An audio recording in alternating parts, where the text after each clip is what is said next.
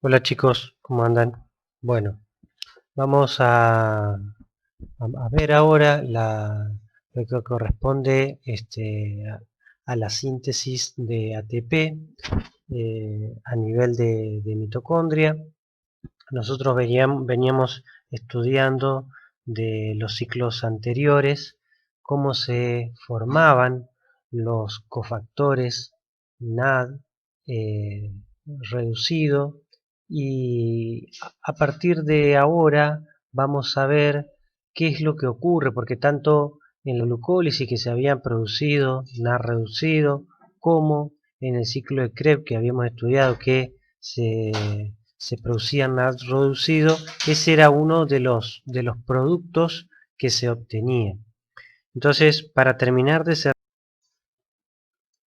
bueno, todo este proceso ocurre en la mitocondria, por eso es importante que recordemos algunas cuestiones que tienen que ver con esta organela que ustedes ya han estudiado en biología. Primero recuerden que la mitocondria tiene una matriz mitocondrial, tiene una membrana doble, que tiene una membrana externa y una membrana interna, que fíjense que se pliega hacia el centro. Le vamos a llamar espacio intermembranal, casualmente al espacio que queda entre ambas membranas. Y la membrana interna de la membrana externa se diferencia porque la membrana interna tiene una alta concentración de proteínas respecto a la membrana externa. Y lo que ocurre es que esta membrana, digamos, el punto más importante de esta membrana interna es que es impermeable a tanto aniones como cationes, ¿sí? A compuestos cargados eléctricamente positivo o negativamente. Entre ellos obviamente el hidrogenio. Entonces el movimiento de los protones de un lado hacia el otro, o sea, desde el interior de la mitocondria hacia el espacio intermembranal y viceversa, desde el espacio intermembranal hacia adentro de la mitocondria, va a ocurrir por lugares específicos que veremos a continuación. Bueno, un poco para ubicarnos, el papel de esta ruta es convertir los equivalentes reductores, el NAD que se forma reducido en adenosintrifosfato, y a su vez también la oxidación del succinato, que también puede provenir de la oxidación de una glucosa o de la oxidación de otros aminoácidos, como veremos en el último capítulo. Cuando se oxidan estos equivalentes reductores, generalmente quien va a tomar esos electrones, el aceptor final, es el oxígeno, aunque en algunas bacterias y hongos que son, sobre todo bacterias que son anaeróbicas, tienen la capacidad de utilizar otro sustrato como aceptor final de electrones, que puede ser por ejemplo el nitrato o el sulfato, ¿sí? Otro punto importante es que la ruta combina el transporte de electrones y la síntesis de ATP, ¿sí? Bueno, implica numerosas enzimas y coenzimas que tienen un nivel de complejidad interesante que vamos a ver a continuación.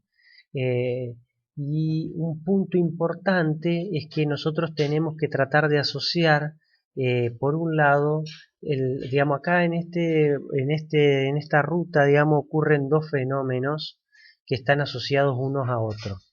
Uno es la oxidación, ¿sí? De los compuestos reductores, o sea, hay un transporte de electrones donde los electrones se mueven de una molécula que está más reducida, se oxidan y van a ir a parar a otra molécula que generalmente es el oxígeno para reducir en este caso al oxígeno. Entonces, por un lado tengo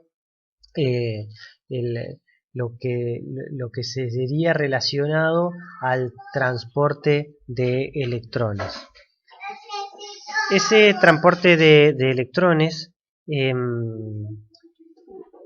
ocurre en forma espontánea porque los electrones se van moviendo desde siempre hacia un mayor potencial de reducción, tal cual como ustedes lo venían estudiando en química general, o sea, los electrones se mueven de un compuesto a otro por la diferencia del potencial de los potenciales de reducción. Entonces, por un lado tenemos ese fenómeno que es la oxidación, ¿sí?, de los equivalentes de NAD o de succinato. Y ese proceso me va a liberar energía, ¿sí? Y esa energía va a ser utilizada para crear un gradiente de protones, ¿sí? O sea que el segundo paso, ¿sí?, consiste, o el segundo fenómeno que debemos entender de esto es que esa oxidación, ¿sí?, esa liberación de energía es almacenada en la creación de un gradiente de protones. El gradiente de protones se genera entre la matriz mitocondrial, el interior de la matriz mitocondrial y el espacio intermembranal. Por eso es tan importante conocer la anatomía de la mitocondria en este caso. Bueno, fíjense que esta es una descripción sencilla, luego iremos viendo punto por punto, pero básicamente el NAD se oxida, libera electrones y estos electrones se van a mover a través de diferentes agentes oxidantes y reductores, porque se van oxidando y reduciendo, y son transferidos finalmente al oxígeno. ¿Sí? O sea, por eso siempre hablamos del aceptor final, el oxígeno. El oxígeno que está con estado de oxidación 0 pasa a estado de oxidación -2, ¿sí?, toma esos dos electrones y me forma agua junto con hidrogeniones. Pero en el paso de esos electrones, en ese movimiento de electrones desde el NAD hasta el oxígeno, son bombeados protones desde la matriz mitocondrial hacia el espacio intermembranal. Entonces, esos son los dos fenómenos que ocurren. Por un lado, el fenómeno de oxidación del NAD, ¿sí?, del NAD y del succinato. Ya vamos a ver después el succinato. O sea, por un lado la oxidación, ¿sí? Aquí esta oxidación y esta transferencia de electrones hasta el oxígeno me libera energía y esa energía es utilizada para crear un gradiente. Un gradiente de diferencia de concentraciones entre ¿dónde? Entre el interior de la mitocondria, ¿sí?, y el exterior de la mitocondria.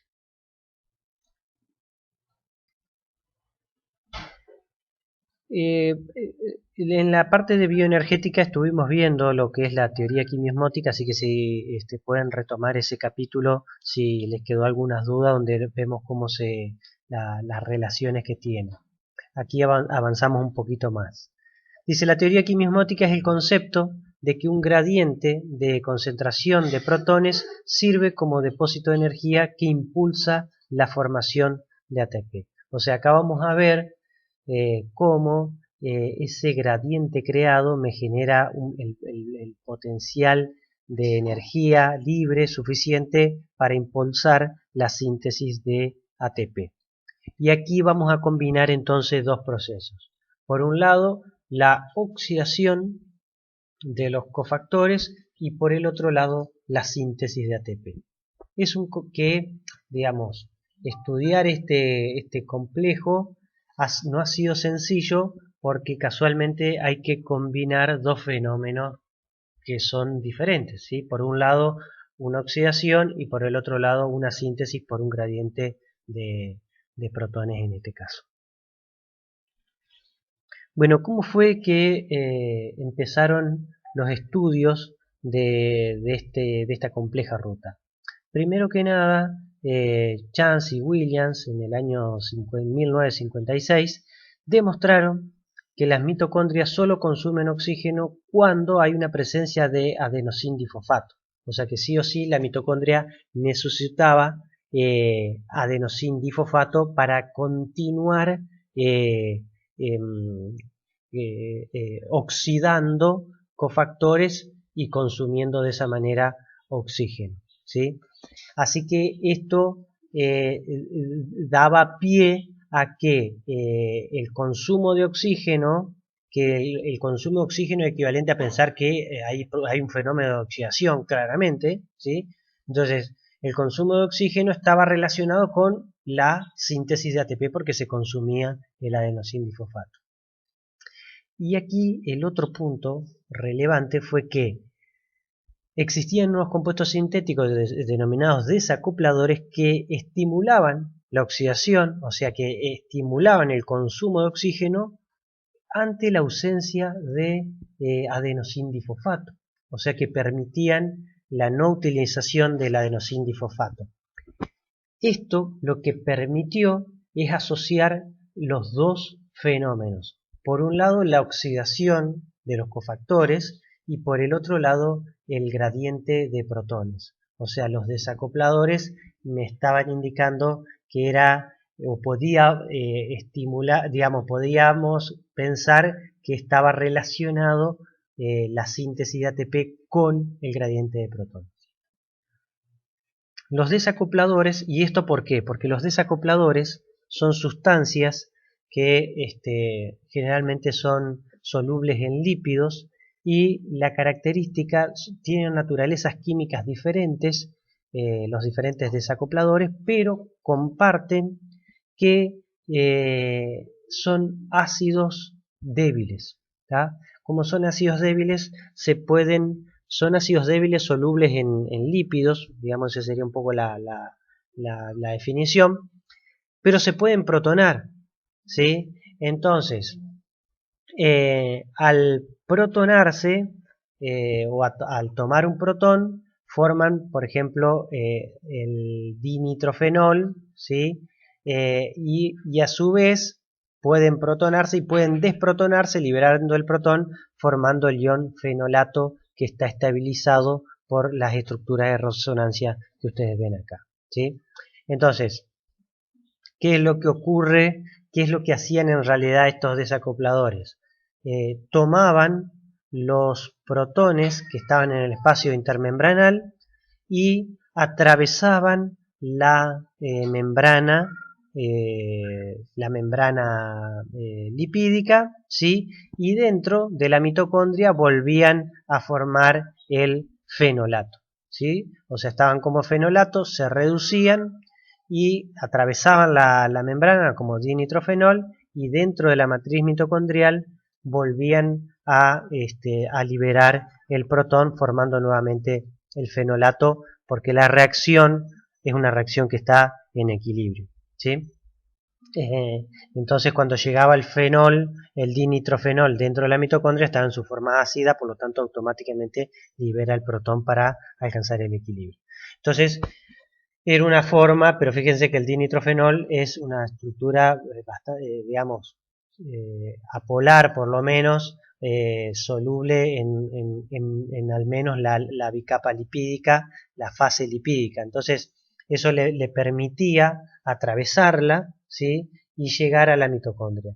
Y en definitiva los desacopladores lo que hacían era mover los protones que estaban en el espacio intermembranar, llevarlos al interior de la mitocondria.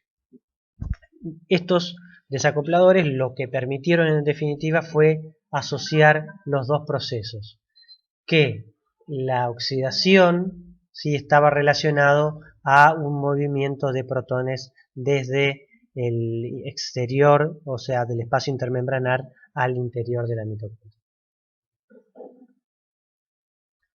Los efectos de los acopladores indicaron que el transporte de electrones y la síntesis de ATP estaban acoplados, ¿sí? Esa fue la lectura un poco de esto.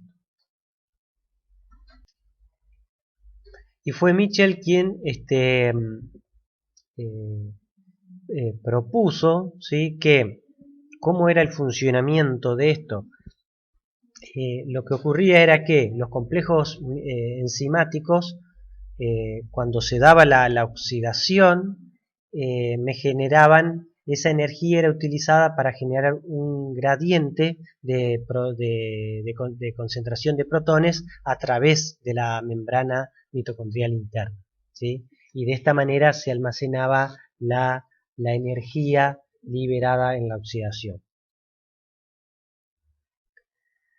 Bueno, vamos a ver durante esta etapa los dos procesos al mismo tiempo. O sea, por un lado, vamos a ver cómo se van, digamos, por eso por ahí es la importancia de que vayan siguiendo estas dos relaciones, ¿sí? Por eso hemos hablado al inicio de esta clase de estos dos fenómenos.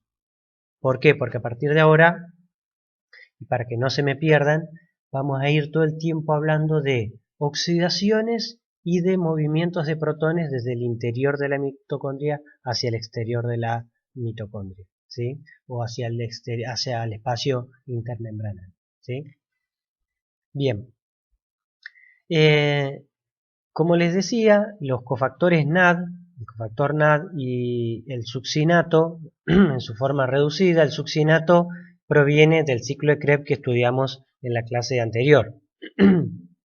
Esas dos moléculas se oxidan, ¿sí? Y ambos reducen a la ubiquinona, ¿sí? Para formar ubiquinol. La transferencia de electrones de uno a otro se da por diferencia potencial electroquímico, como ustedes lo estudiaron en química general, ¿sí? Los electrones se mueven de un punto al otro por la diferencia de potencial. Luego, el ubiquinol, que está reducido, transfiere sus electrones al citocromo C, ¿sí? También nuevamente por diferencia potencial electroquímico, y finalmente el citocromo C le transfiere los electrones al oxígeno para que el oxígeno se reduzca y forme oxígeno -2 en el agua. Entonces, tanto el NAD reducido como el succinato le transfieren los electrones a la ubiquinona. La ubiquinona se transforma en un ubiquinol, le transfiere los electrones al citocromo C y el citocromo C reducido le transfiere los electrones al oxígeno. Esos serían las cuatro reacciones, ¿sí? Ahora, lo que ocurre es que estas reacciones son catalizadas no por enzimas simples, sino que son catalizadas por complejos enzimáticos, ¿sí? Lo mismo que, ¿se acuerdan cuando vimos la decarboxilación del piruvato? Que vimos que lo realizaba un complejo, ¿sí? En este caso, hay 4 complejos que se encargan de catalizar esas reacciones que le acabo de contar, ¿sí? Y esos complejos se llaman complejo 1, 2, 3 y 4 y los vamos a estudiar a continuación. Esta diapositiva es muy interesante porque primero que nada aquí tienen los potenciales de reducción. Fíjense que para el NAD es aproximadamente por encima de 0,4 y mientras que para el agua está en aproximadamente 0,80, ¿sí? Que es 0,82. ¿sí? Entonces fíjense cómo se mueven los electrones de una molécula con un potencial de menos 0,4 hacia un potencial de 0,8. ¿sí? Y a su vez, fíjense cómo aquí tienen el cálculo de variación de energía libre, o sea, la energía que se libera por la oxidación de esos compuestos. Entonces fíjense que en el máximo, que es de los electrones que se mueven desde el NAD hasta el oxígeno, tendría aproximadamente, si yo parto a partir de 50 kJ por mol, que estaría aquí, a la mitad, perdón, acá ya estaría en 50, ¿sí? Aquí estaría en 25, ¿sí? Aquí tendría 125 y aquí tendría 100 más, aproximadamente 230. A ver, esto lo estoy haciendo mirando este gráfico, no es que lo estoy calculando. Pero lo que les quiero mostrar es que fíjense que la liberación total de energía de la oxidación del NAD hasta formar agua por reducción del oxígeno me libera aproximadamente 230 a 250 kJ por mol. Y usted me va a decir, ¿eso es mucho o es poco? Bueno, recuerden que, por ejemplo, la hidrólisis del ATP me liberaba aproximadamente 32 kJ por mol. Y aquí estamos hablando de 250 kJ por mol. O sea que es varias veces, si ustedes quieren un punto de comparación, es varias veces más la energía que se libera cuando se hidroliza la molécula de ATP. Y por eso este es un proceso muy importante para la obtención de energía. ¿Sí? Los organismos que no pueden llevar a cabo este tipo de proceso no pueden aprovechar al máximo la energía disponible en los compuestos orgánicos. ¿Sí? Y acá está la explicación. O dicho de otra manera, cuando hay una oxidación dentro de los otros ciclos, para que se reduzca el NAD, las diferencias no son tan importantes como en este caso.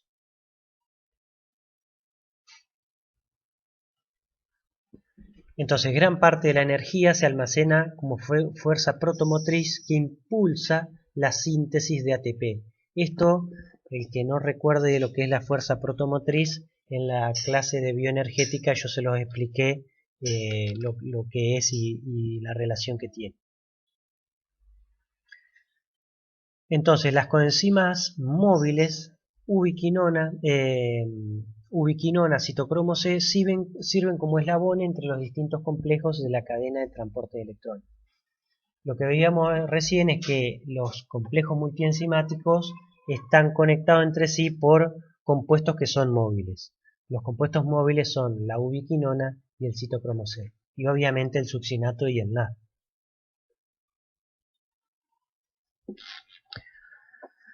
Bueno, acá en esta diapositiva vemos los potenciales de reducción para los diferentes cofactores y para los diferentes complejos multienzimáticos. Fíjense, aquí tengo el NAD que tiene menos 0,32, el potencial de reducción, y este es el complejo 1, que el complejo 1 está formado, tiene dos grupos prostéticos. ¿Sí? Por un lado,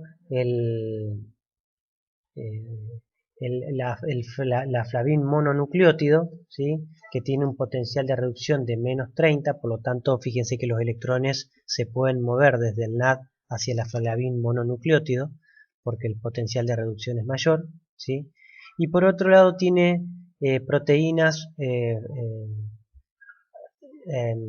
ferrosulfuradas, ¿sí? O sea, son proteínas que tienen grupos hierro-azufre, ya las vamos a ver a continuación, que tienen un potencial de reducción menor también. Entonces fíjense cómo el flavin mononucleótido le puede transferir los electrones a los grupos hierro-azufre de la proteína porque tienen menor potencial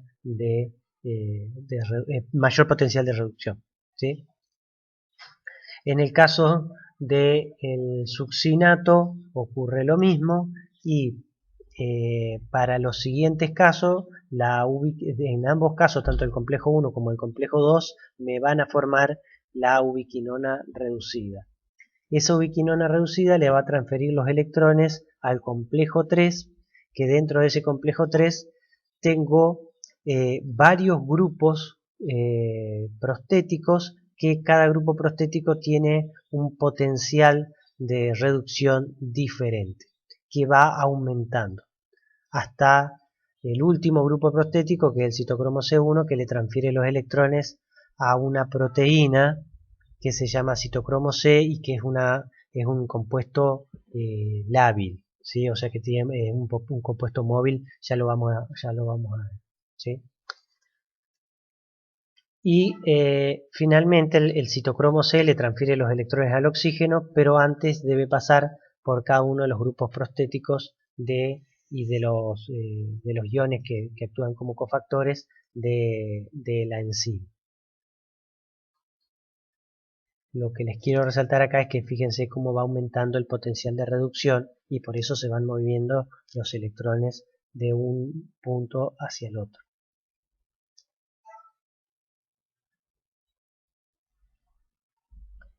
Bueno, un punto importante acá es que vamos a hablar de los grupos de los citocromos, ¿sí? Entonces, eh, hay dos estructuras químicas acá importantes. Una es la de los citocromos y otra son las proteínas hierro sulfuradas que vamos a ver a continuación. En el caso de los citocromos, tienen este anillo de porfiridina que se denomina, que está quelatando un átomo de hierro.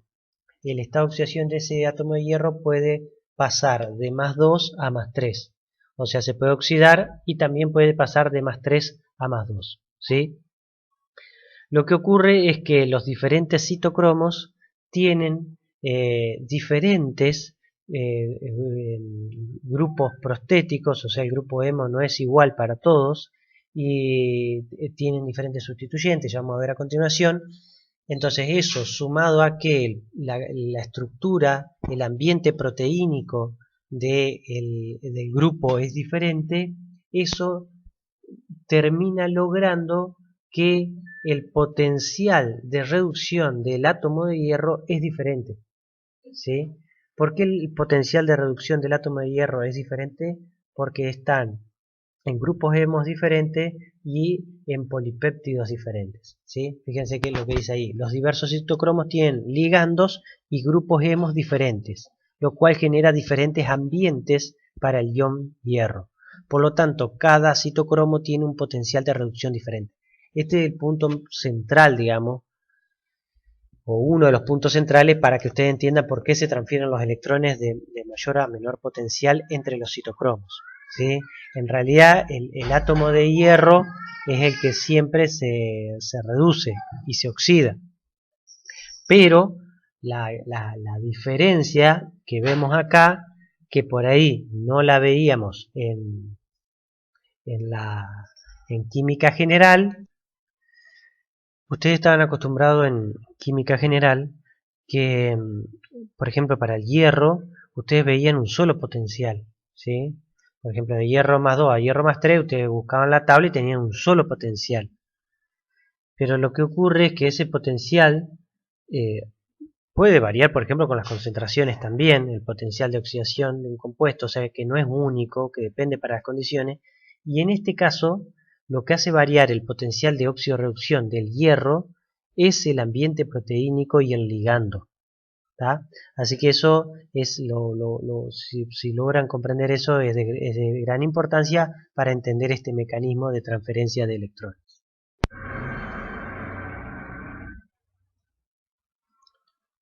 Bueno chicos, fíjense, el otro caso es el caso de los grupos hierro-azufre, ¿sí? Eh, que también eh, pueden estar unidos generalmente participando residuos de cisteína y el átomo de hierro. También en algunos casos aparece la histidina. Puede formar estructuras más sencillas como simplemente la unión con enzimas o estructuras más con enzimas, con cisteínas o estas estructuras más complejas. Más allá de estas estructuras puntualmente, a nosotros lo que nos interesa es que ustedes vean que el átomo de hierro puede obviamente alcanzar potenciales de reducción diferente por el ambiente proteínico también en el que se encuentra en este tipo de... Bueno, fíjense acá, esta tabla es muy interesante porque les muestra el potencial de reducción, o sea, la diferencia potencial entre cuando actúa el NAD como donador de electrones y la ubiquinona como aceptor de esos electrones. Fíjense que en esa reacción de óxido-reducción, eh, el potencial de reducción total es de 0,36 voltios, lo que equivale a 70 kJ por mol. Ese es para el proceso de transferencia de electrones desde el NAD hacia la ubiquinona. Fíjense en el segundo caso, que es la transferencia de electrones o la oxidación del succinato para reducir la ubiquinona, fíjense que en este caso el potencial total de la ecuación balanceada es 0,01 voltios, con lo que me lleva a un delta G de 2 kJ por mol. Entonces fíjense que en este caso digamos, la variación de energía libre me alcanza para que el proceso sea el proceso se dé en el sentido de o favorable a la oxidación del succinato, pero no mucho más aporte energético desde ese punto de vista.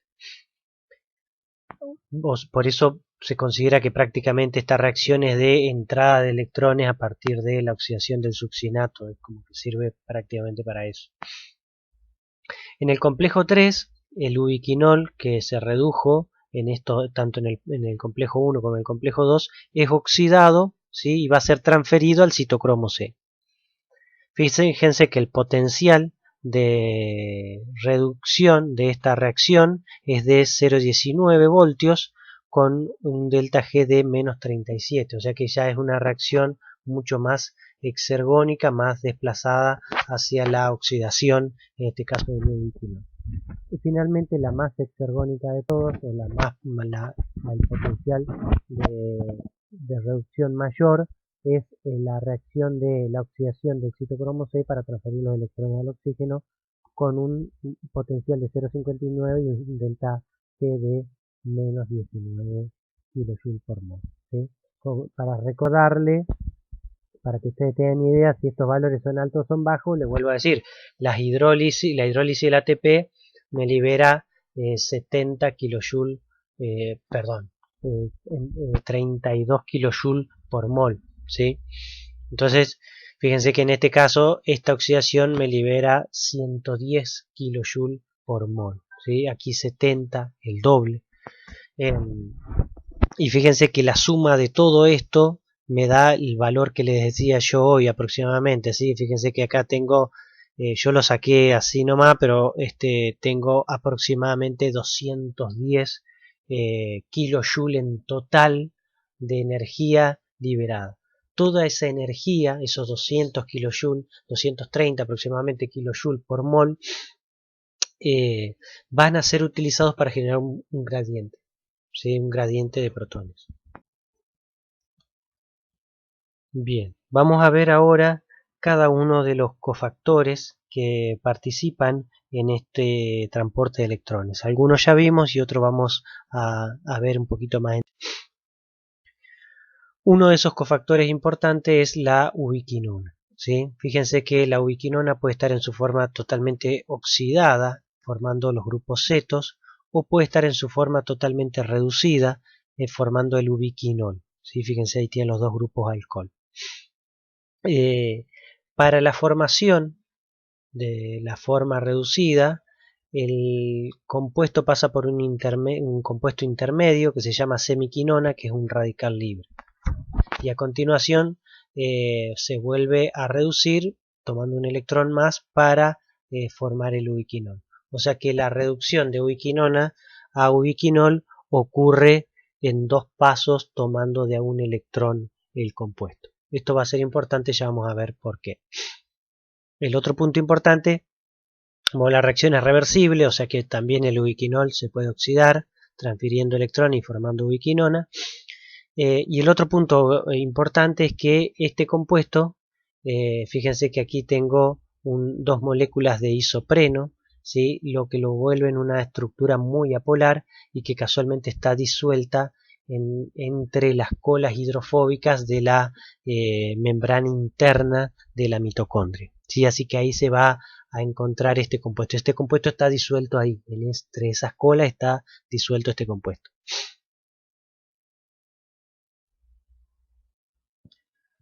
Bueno, fíjense, estos son grupos prostéticos hemo que están unidos a los citocromos C. Algo ya habíamos visto anteriormente. Fíjense que el citocromo de tipo A, por ejemplo, tiene esta cadena de isopreno, ¿sí? Que en el caso del citocromo tipo C no la tiene, está unido por el enlace covalente a la cisteína, ¿sí? Fíjense. Y en el caso del grupo tipo B, ¿sí? No están unidos en forma covalente a la cisteína. Bueno, todos esos cambios de este grupo se denominan, eso es lo que denominamos los cambios en el ligando, ¿sí? Fíjense que aquí también cambia un grupo metilo por un grupo carbonilo. Esos cambios, tanto en el ligando como en el ambiente proteínico que le da la propia enzima de los complejos que forman estos o en los que están presentes, hacen que, lo que les decía anteriormente, que el átomo de hierro tiene diferentes potenciales de reducción y eso permite la transferencia de electrones de un átomo de hierro al siguiente. O sea, básicamente el átomo de hierro puede oxidar y reducirse, y aunque es el mismo átomo de hierro, estos citocromos están ubicados en diferentes complejos y tienen potenciales de oxidorreducción diferentes. Bueno, y aquí teníamos el hierro, los centros hierro sulfurados, que pueden estar en forma sencilla. Fíjense cómo está el hierro unido a 4 residuos de cisteína, como puede estar en forma más compleja, ¿sí? Formando estas estructuras tridimensionales eh, que hacen que casualmente, digamos, impactan sobre el potencial de reducción, básicamente, del hierro. Más no nos interesa en realidad, por lo menos en este curso, avanzar más en cuanto a las estructuras propiamente dicho, sino que sí que ustedes puedan relacionar esto de la variación del potencial de reducción del átomo del elemento hierro de acuerdo al complejo en el cual se encuentra. Bueno, y otro, el flavín dinucleótido que se encuentra en el complejo 2, ya lo conocemos, pero el flavín mononucleótido eh, es este grupo prostético que también se encuentra unido firmemente al complejo 1 y que se va a oxidar, a reducir, ¿sí? Fíjense, este es el átomo de nitrógeno que toma un electrón para formar un enlace simple, covalente, perdón, nitrógeno-hidrógeno, y toma un electrón más, en este caso forma la semiquinona, y toma un electrón más para formar un enlace covalente hidrógeno y nitrógeno, y esta es la forma reducida. El grupo prostético puede oxidarse y reducirse de esta manera. Lo que va a ocurrir es que una vez que está reducido, se vuelve a oxidar para regenerar su forma oxidada y quedar nuevamente como aceptor de electrones. Bueno, ahora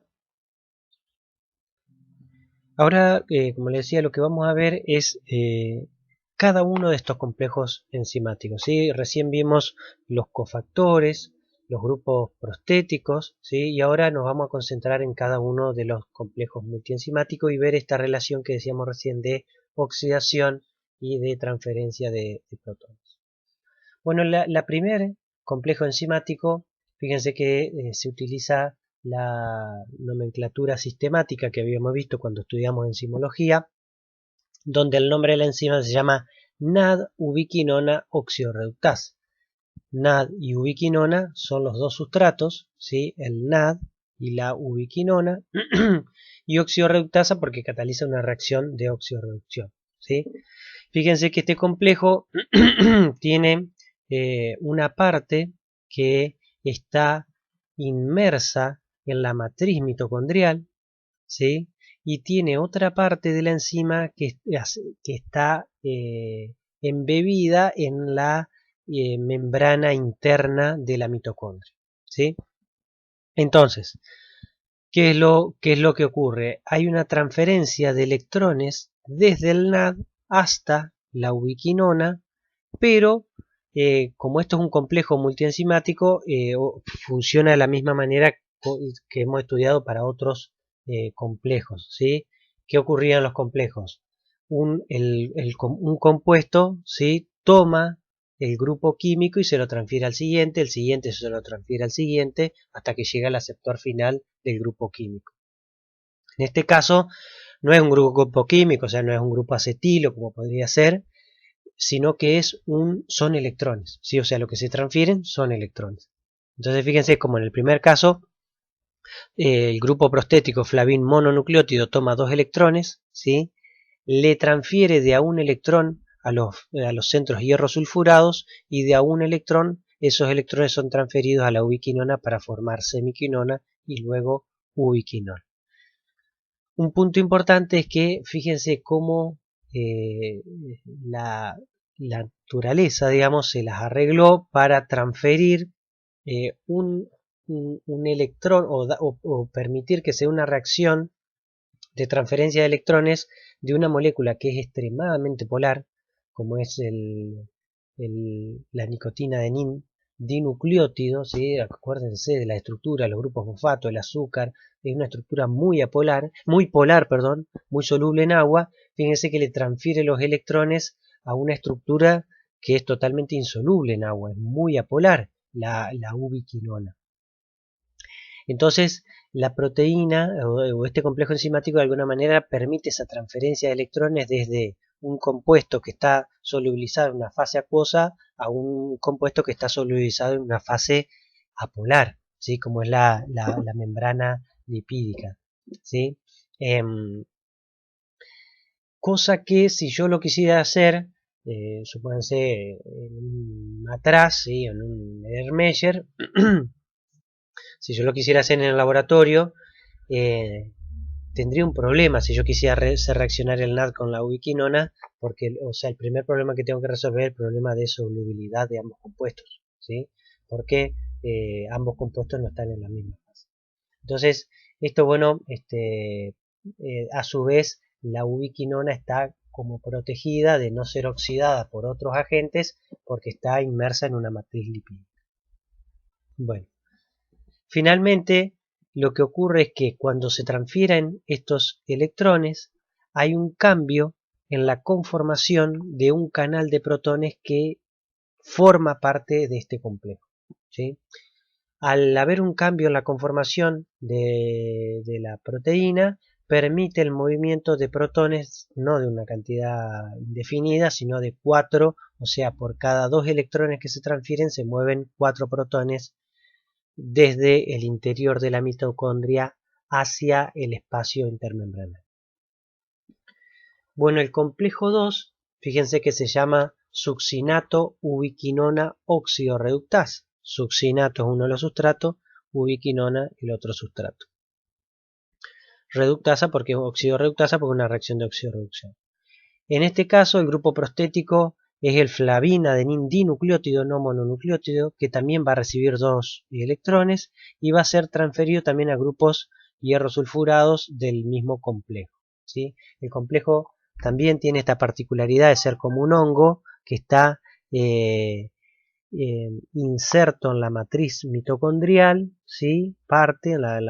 Y parte está inserto, ¿sí? En la membrana lipídica, y esto le permite transferirle los electrones también de una molécula muy polar como el succinato a una molécula polar como en este caso la ubiquinona. Presten atención que el aceptor de electrones nuevamente es la ubiquinona, lo mismo que en el caso del complejo 1. ¿Sí? En los dos casos el aceptor final de electrones es la ubiquinona.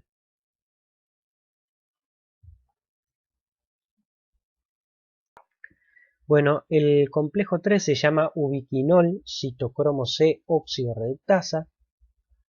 Fíjense nuevamente quiénes van a ser los sustratos. Van a ser el ubiquinol, ¿sí? Y el citocromo C, que digamos el ubiquinol es el que se oxida, el citocromo C el que recibe los electrones y se reduce, ¿sí? Este complejo tal vez sea uno de los más complicados de todos, porque tiene un ciclo extra dentro del mismo complejo que vamos a ver a continuación. Primero que nada, el ubiquinol cuando se oxida, ¿sí? Va a transferir 2 electrones, ¿sí? Porque de ubiquinol a ubiquinona se pierden 2 electrones. ¿Está? Eso, hasta ahí tenemos que entenderlo bien, ¿sí? Se pierden 2 electrones. Que de hecho esos 2 electrones son estos dos que están acá. Fíjense, de ubiquinol, primero pierde un electrón, forma semiquinona y luego pierde otro electrón y me forma la ubiquinona. Entonces esos 2 electrones son los que se pierden en total. Lo que ocurre es lo siguiente. Cuando el ubiquinol se oxida y me forma la semiquinona, este electrón, el primer electrón, ¿sí?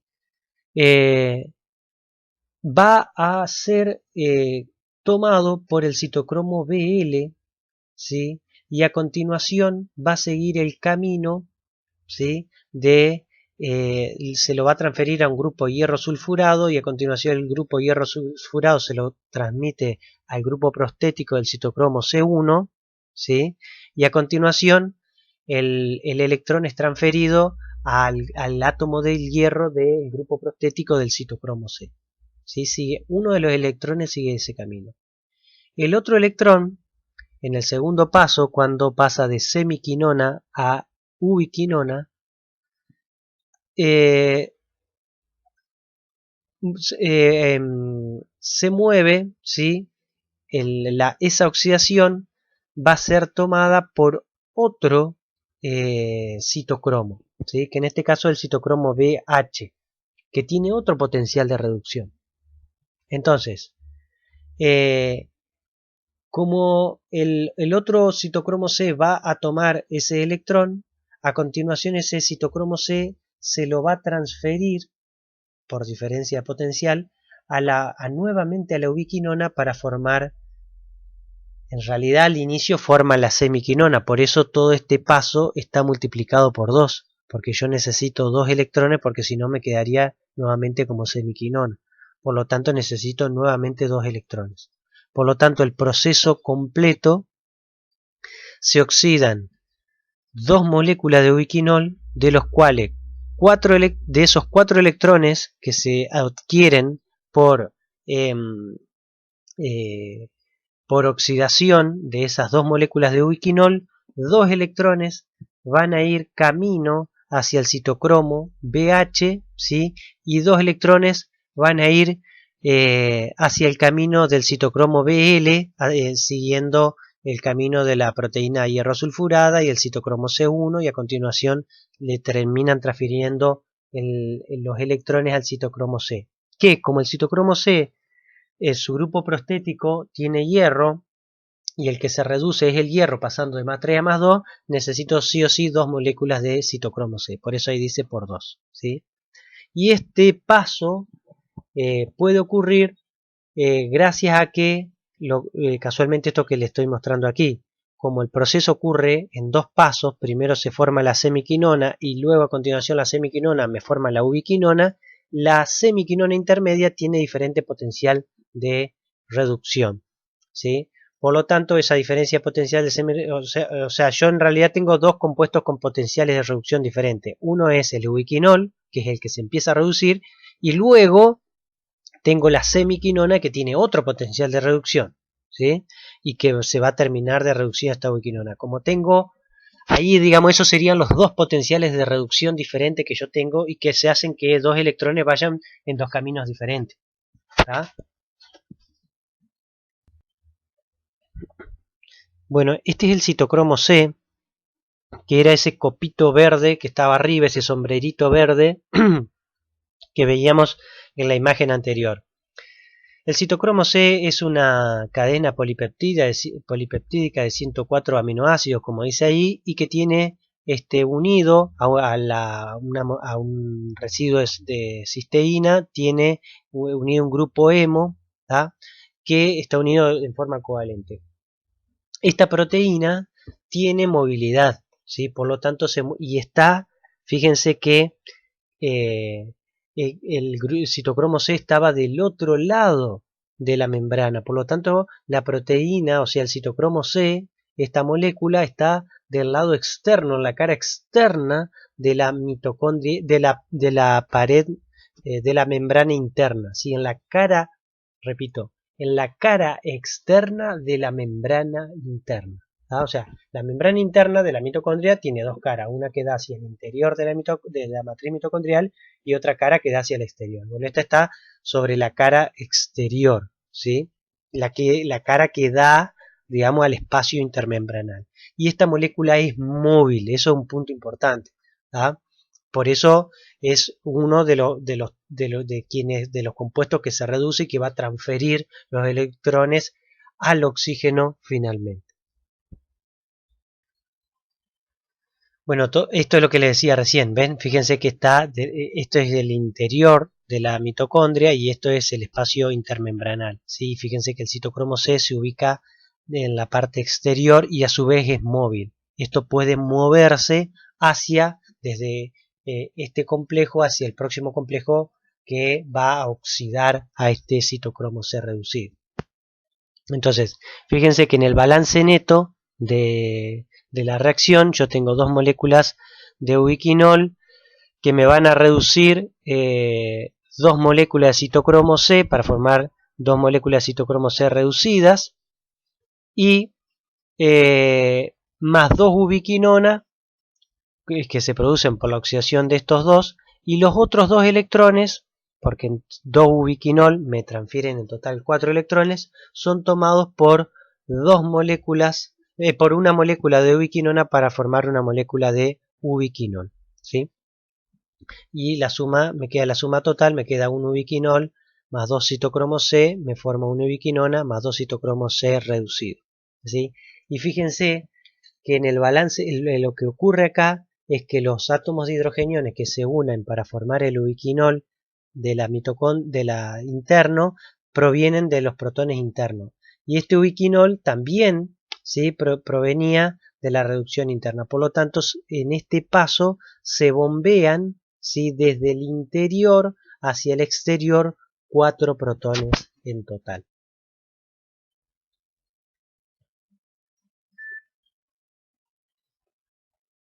Bueno, el último paso, la última proteína, fíjense que la citocromo C oxidasa, lo que permite esta enzima o este complejo enzimático es oxidar finalmente al citocromo C.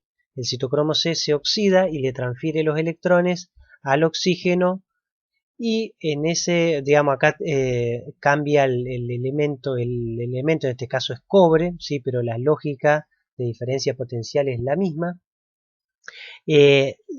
Cuando hay un movimiento de electrones por el complejo, produce un cambio en la conformación y se mueven dos protones desde el interior hacia el exterior de la mitocondria, ¿sí?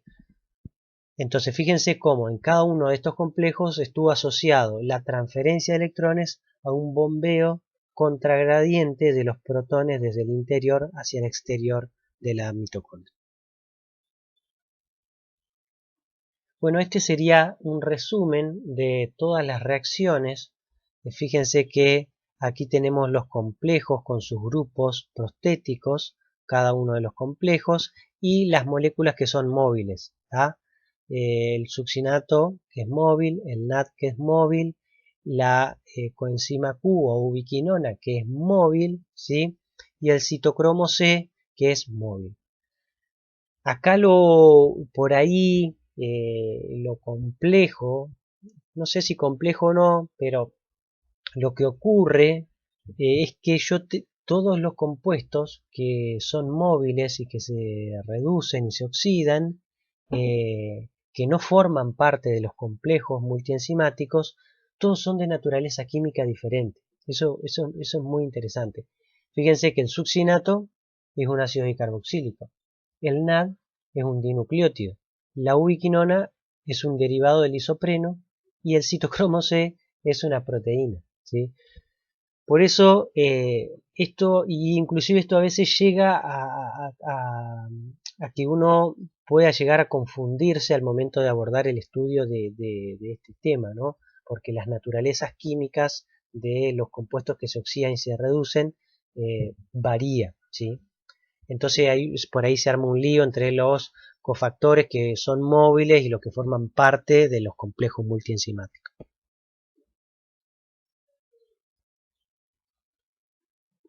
Bueno, transporte de electrones y la producción agropecuaria. Por ahí ustedes dicen, esto la verdad que lo veo tan alejado del mundo. Bueno, primero que tan alejado del mundo agropecuario, ¿no? Primero que nada que les recuerdo que todas estas reacciones se dan en todos los organismos, ¿sí? O sea, desde una vaca en producción hasta un cultivo en producción, ¿sí? O sea, son rutas metabólicas que son comunes a todos, ¿sí? Por eso es importante que ustedes las conozcan, porque por ejemplo, parte de la investigación destinada a mejorar los rendimientos de producción de cualquier tipo, nunca, digamos, siempre van a tener en cuenta todo lo que está ocurriendo a nivel celular, ¿sí? Eso es inexorable. Acá un punto les muestro algo de color para que ustedes vean un poco más específicamente. Este es el caso es un fungicida que es la azocistrobina, que es un inhibidor del citocromo C, ¿sí? O sea, inhibe el paso de el citocromo B al citocromo C1, ¿sí? Que habíamos visto recién en el complejo 3, ¿sí? Entonces, al inhibir el paso de los electrones, las estrovirulinas tienen digamos, inhiben, son utilizadas para la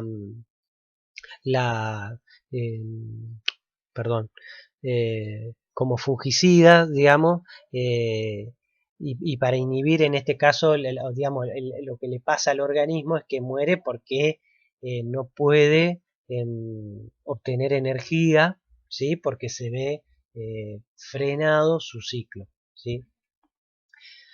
Y además, eh, eh, generalmente en este caso la azocistrobina, por ejemplo, actúan en la germinación, por lo tanto son utilizadas, pero para ese tipo de casos, digamos, pero actúan sobre este tipo de, de, digamos, tienen una inhibición de este complejo. Simplemente para mostrar, y bueno, la azocistrobina es un fungicida que se utiliza actualmente en el cultivo de soja, digamos, un cultivo de soja hoy que de esta campaña seguro se le aplicó algún tipo de estrovirulina, o en un porcentaje alto seguramente se han aplicado inclusive azocistrobina, ¿sí? Para controlar enfermedades del cultivo. Por ahí lo que es importante que ustedes vean es que por ejemplo, si yo me pongo a pensar si esto es tóxico o no es tóxico, más allá de que no puedo hacer una interpretación tan literal o tan rápida, sino que tengo que consultar la bibliografía para ver qué tan tóxico, qué tan peligroso puede ser un compuesto, fíjense que en este caso la azocistrobina está inhibiendo un proceso que yo les dije que era común a todos los seres vivos. Entonces, por ejemplo, en este caso, este tipo de producto es tóxico para los peces, ¿sí? Tiene cierto nivel de toxicidad para peces. Y, digamos, ahí es donde ustedes tienen que pensar o evaluar qué tan peligroso puede ser, digamos, un producto a la hora de su utilización, ¿sí? Los productos siempre van a ser peligrosos, pero digamos, en la medida que comprometen rutas metabólicas que son comunes a muchos organismos, más peligrosos son, ¿sí? En realidad todos, como les digo, le vuelvo a decir, todos son peligrosos, pero bueno, en la medida que comprometen rutas más comunes, más peligrosos pueden ser.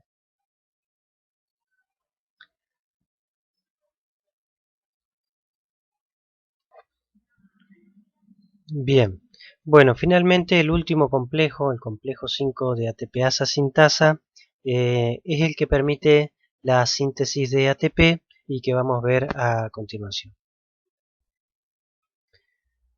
Este complejo está formado, prácticamente podemos observar dos partes importantes, ¿sí? O separarlo en dos dominios importantes que tiene el complejo. Uno es el F1, ¿sí?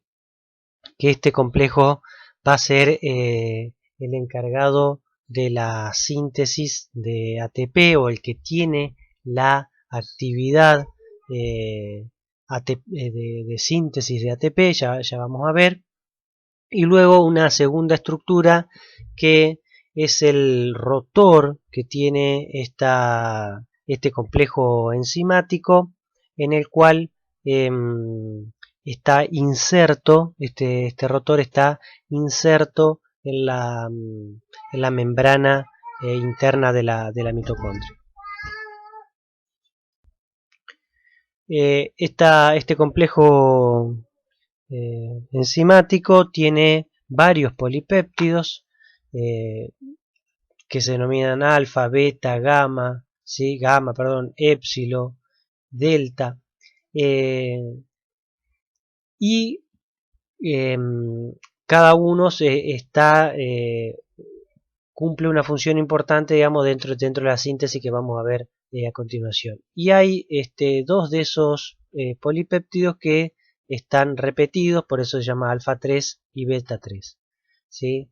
Esas repeticiones me forman un hexámero en donde en la unión entre ambos polipéptidos o en la endija que se forma entre ambos polipéptidos se da la síntesis de ATP.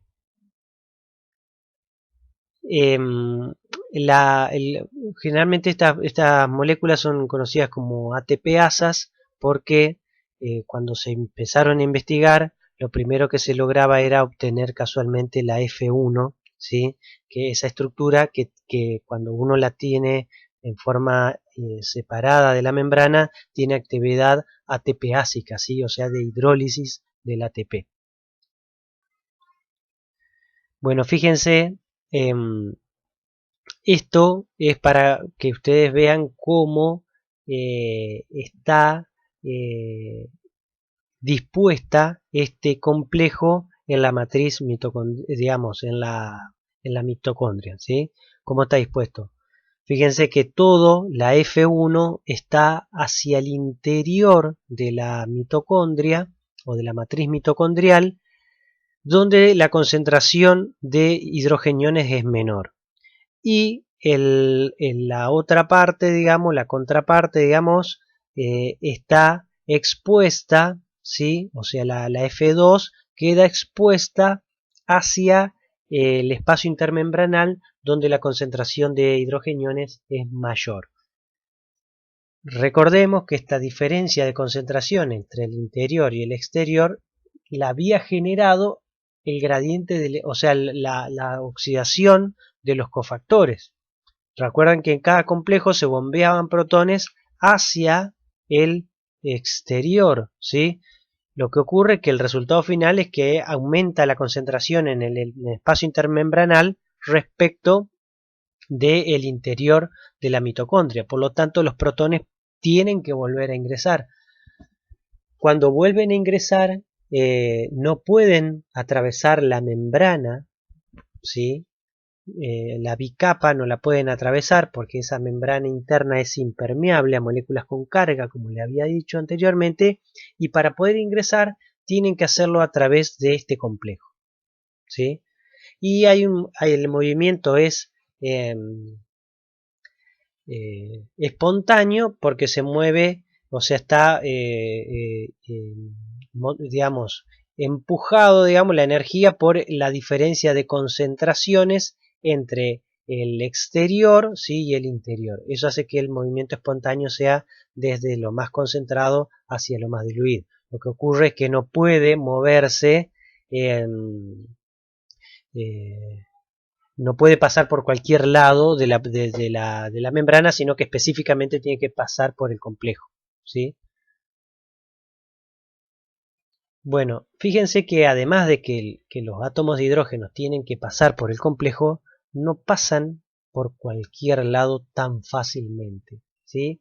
Fíjense que el hidrógeno que está en el exterior, ¿sí? Ingresa al canal, pero este canal no está conectado directamente al interior, ¿sí? Sino que el canal alimenta cada uno de las estructuras que forman el rotámero, ¿sí? Del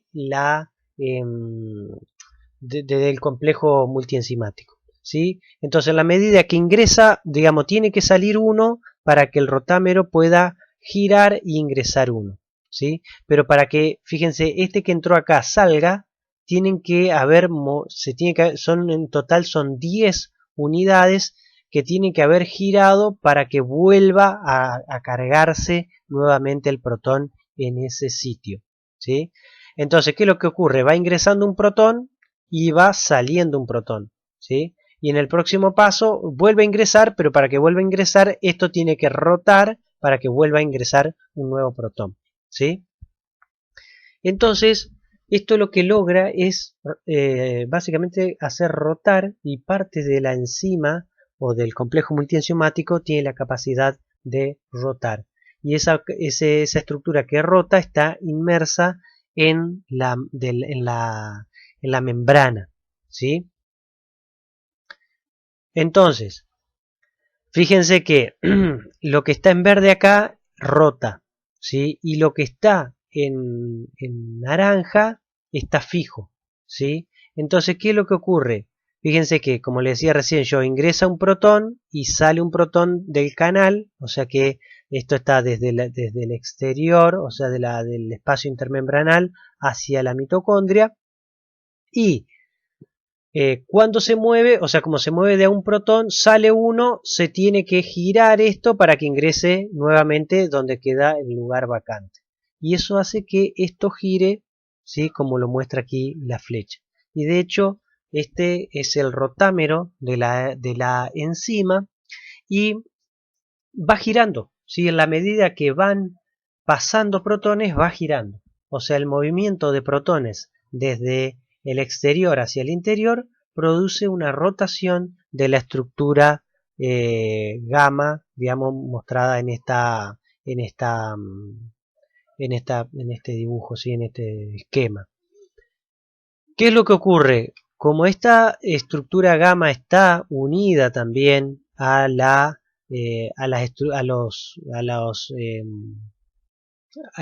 las subunidades alfa y beta, en la medida que va girando, va haciendo que cambie la conformación de las subunidades alfa y beta, ¿sí?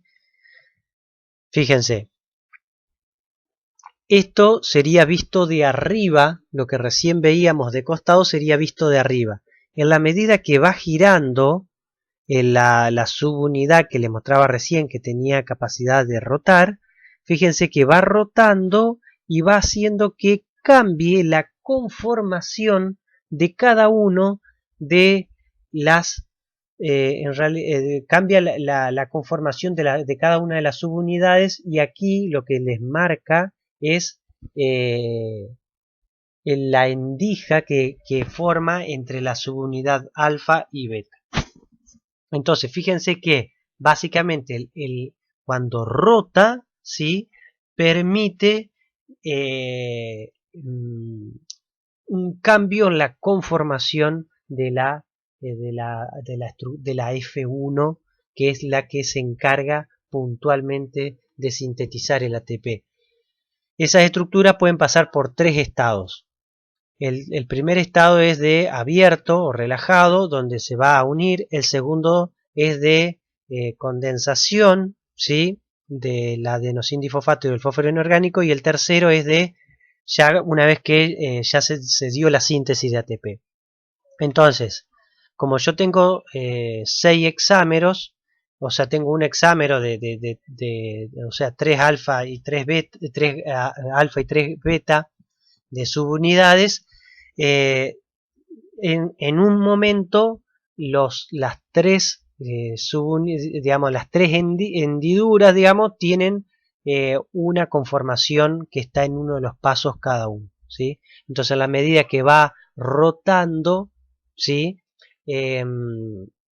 Me permite que vaya cambiando la conformación y que vaya cambiando el estado de unión entre el adenosindifosfato y el fósforo inorgánico, para liberar obviamente finalmente el adenosintrifosfato, ¿sí?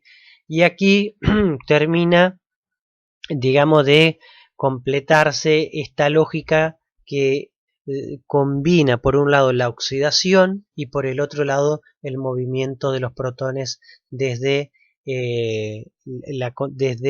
un gradiente más, digamos, desde una solución más concentrada de protones hacia una solución más diluida que es el interior de la mitocondria, ¿sí?